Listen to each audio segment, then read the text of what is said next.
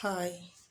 இந்த பதிவு எதுக்காகன்னா, நான் ஏற்கனவே காலைல நடந்த விஷயத்த சொல்லியிருக்கேன், வீடியோ போட்டிருக்கேன்.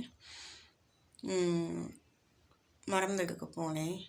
கரெக்டாக 6 மாதத்துக்கு ஒரு டைம் எனக்கு இதே வேலைங்க.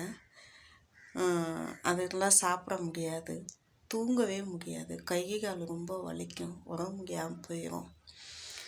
இன்றைக்கி சும்மா தற்செயலாக கிளம்பி போனேன். போய் பார்த்தா ஒரு 10-15 இது இருக்கும், எல்லாமே முடி.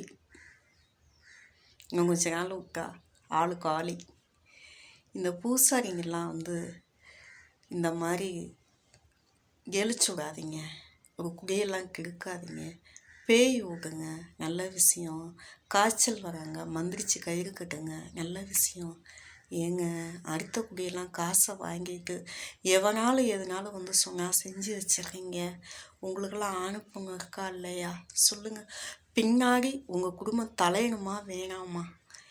இந்த மக்களோட வாக்சம்லாம் வாங்கிக்காதீங்க, நல்லதை செய்யுங்க, நல்லா இருப்பீங்க, உங்கள் குடும்பம் நல்லா இருக்கும். ஏன் போய் தப்பான காசுக்காண்டி கண்டதையும் செஞ்சு கண்ட குடும்பத்தை ஏன் அழிக்கிறீங்க? உயிரை எடுக்க கொடுத்த கடவுளுக்கு மட்டும்தாங்க அதிகாரம். கண்டவங்களுக்குலாம் அதிகாரமே இல்லை. இன்றைக்கி செய்வன மையி மந்திரம்னு நீங்கள் வச்சிடுறீங்க. அதோட வாக்ஸம் 7 தலைமுறைக்கு உங்கள் குடும்பத்தை பாதிக்கும்.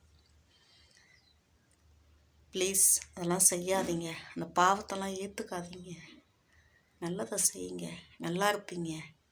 நான் சொன்னது கரெக்டாக தப்பா கமெண்டில் நீங்கள் சொல்லுங்கள்.